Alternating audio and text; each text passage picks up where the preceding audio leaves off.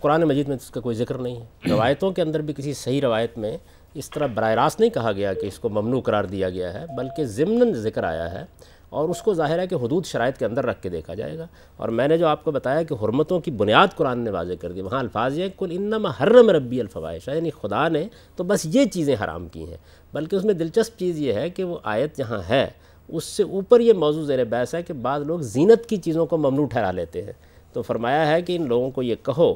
ان کو یہ بات بتاؤ کہ کل من حرم زینت اللہ التی اخرج لعبادہ،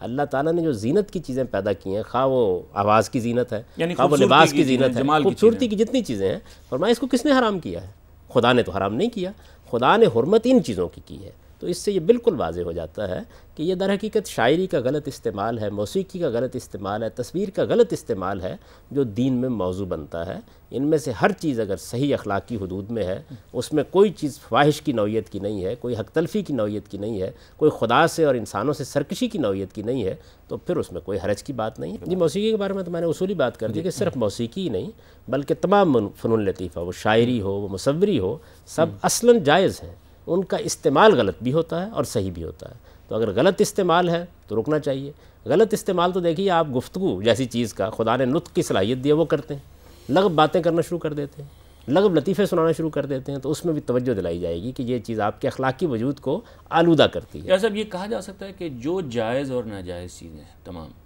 اور دین میں جو حرام حلال ہے وہ اصل میں قرآن نے بیان کر دیا ہے، اور نبی کریم نے اصل میں اپنے احادیث میں ان کی شرح کی ہے۔ تو جو چیز بھی ہمیں حدیث میں ملتی ہے دراصل اس کی کوئی بنیاد ہم کو قرآن سے ایک تلاش کرنی چاہیے کہ وہ کیا ہے، تاکہ ہم اس کو پوری طرح اس سند میں رکھ کے دیکھ سکیں جو قرآن کے ذریعے سے حاصل ہو۔ نہ صرف یہ کہ یہ اصولاً آپ کی بات درست ہے، بلکہ میں نے تو آپ کو سورہ اعراف کی آیت کی طرف توجہ دلائی ہے، اس میں بتایا گیا ہے کہ اللہ نے حرمت صرف ان چیزوں کی ہے۔ تو اس طرح وہ اصول ہمارے ہاتھ میں پکڑا دیا ہے کہ جب بھی کسی چیز کے حلال حرام کا فیصلہ کرنا ہو تو اس بنیاد پر دیکھو۔ صحیح۔ تو ظاہر ہے کہ اس بنیاد کے اوپر اب شاعری میں کیا قباحت ہو گئی، یا موسیقی میں کیا قباحت ہو گئی، یا مصوری میں کیا قباحت ہو گئی، استعمال غلط ہے۔